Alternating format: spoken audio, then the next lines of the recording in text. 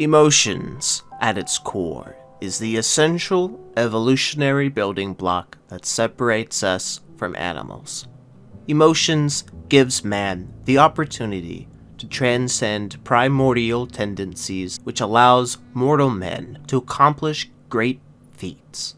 And when these great things are done, we are able to express a wide range of feelings thanks to emotions. Despite its importance in the human identity, there's always a stigma against showing emotions. Social standards demanding its constituents to show little to no emotion. For to show emotion is to show weakness, to be selfish, to be foolish. No one wants to be or feel these things.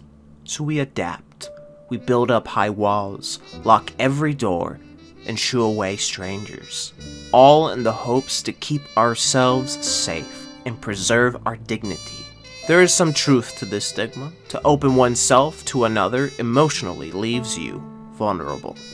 It may be selfish and it may make you look foolish. Come On steps in and asks the question, is that really a bad thing? With its brilliant storytelling and fascinating characters, Come On stands against these negative social contracts to remain emotionless and reminds us that being able to express our emotions without fear is critical to being human. Crucial in liberating ourselves from heavy burdens that can build up in one's soul if not addressed.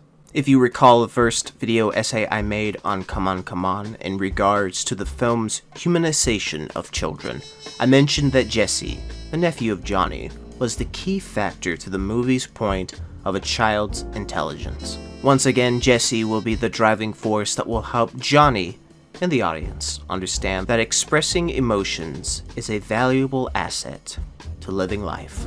Throughout conversations in the movie between Johnny and Jesse, we get to see Johnny's defenses crumble piece by piece, his emotional barrier faltering with each inquiry Jesse had on Johnny's life. You see, Jesse was asking some heavy-handed questions that left Johnny in an awkward position on whether he should answer the question or not. Jesse would ask these difficult questions so casually, which was in due part to the childlike innocence and not being fully domesticated in the current social form. Yet we must remember that Jesse is aware that something is amiss, but isn't sure what exactly that could be. He knows more than expected, so it's always surprising or shocking to hear what he knows. But when it's time to answer the question, Johnny either brushes off the question with a joke, gives a half-assed answer, or gives a legitimate response best suited for Jesse. Jesse might not get all the answers, but the audience gets to hear the legitimate response from Johnny whenever he's recording his nightly monologue or talking on the phone with his sister. It's as if these negatively impactful events Johnny experienced were stored away in the dark crevices in his mind, but are resurfaced by Jesse's questioning, which has Johnny to confront these events and formulate what went wrong exactly. This is undoubtedly the default for most people when it comes to emotions. Instead of validating these feelings and looking within to better understand the issue, we made the grievous mistake of pushing aside the problem and moving on. The metaphorical pushing trash under the rug. This, of course, will result in more violent outbursts or continued strife between a party that once valued each other.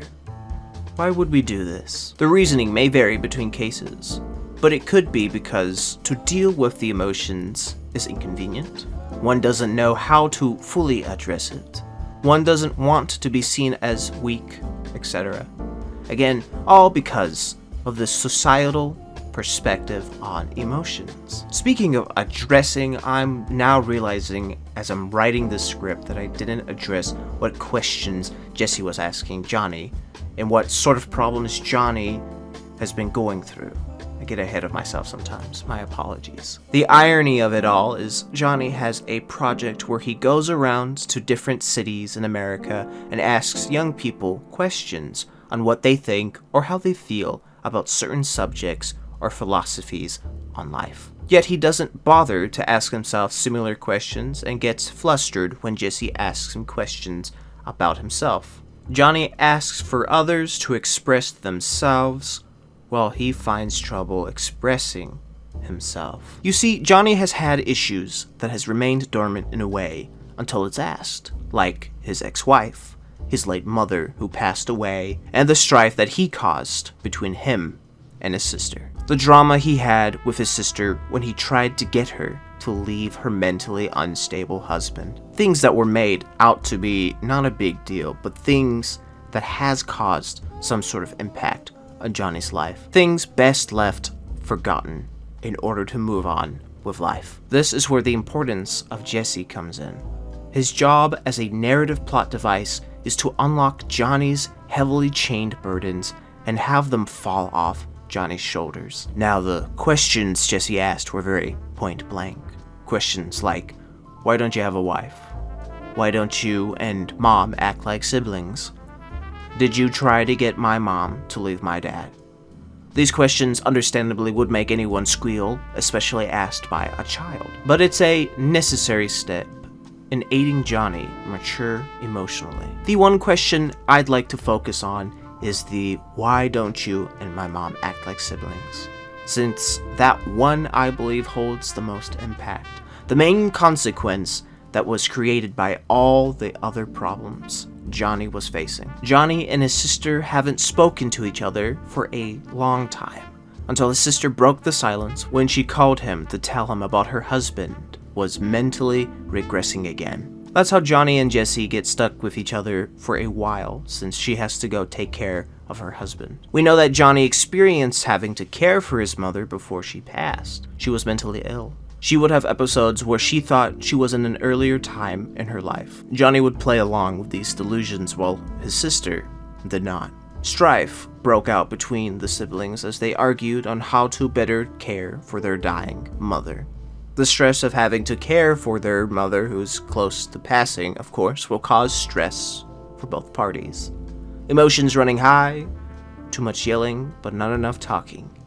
Eventually, the mother dies, and brother and sister stop talking to each other. The audience is able to put the pieces for that scenario together through flashbacks and dialogue.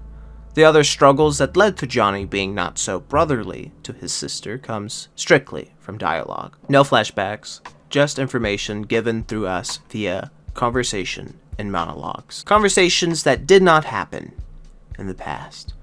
Conversations that were not understood.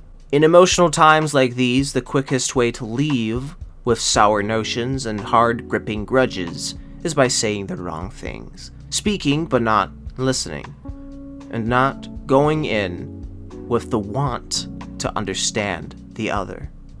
For a spectator, a complex, sensitive situation like Johnny's could be written off with simple answers like the ones I just gave.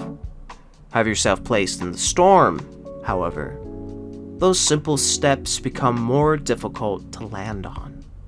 For Johnny's case, his manner of surviving his ordeal was to move. His burdens best left rotting at the back of his mind. But, thanks to Jesse, Johnny was able to fully reconcile with his sister towards the end of the movie.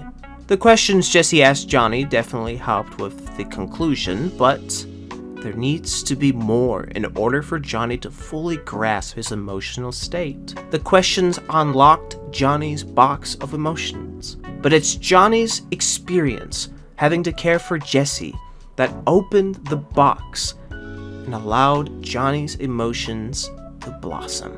If anyone in the scenario that needs to learn about emotions, it would be Jesse. A young mind needing that experience and proper guidance so to be formed and matured. For my last video essay of Come On, we discussed that Jesse was more emotionally intelligent than one would expect, but he still needed care and guidance.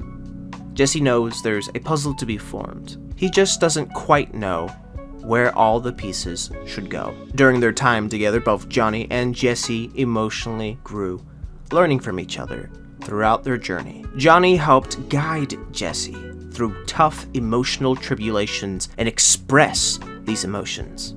And Jesse helped change Johnny's perspective on how he thought things ought to be. Iron sharpening iron. It's Johnny, of course, that benefited the most out of this exchange. With the time spent with Jesse, he was finally able to not only identify the faults within his relationship with his sister, and to finally address it directly to his sister. Thus, at long last, mending old wounds. Brother and sister, back together. To bottle one's emotions and to allow it to rot away, disregarded, is death. Death to the mind and soul. To show an unwillingness or inability to express what you're feeling to those that matter most will lead to the same curse Johnny faced. Speak with your chest and be not afraid to share your heart of hearts.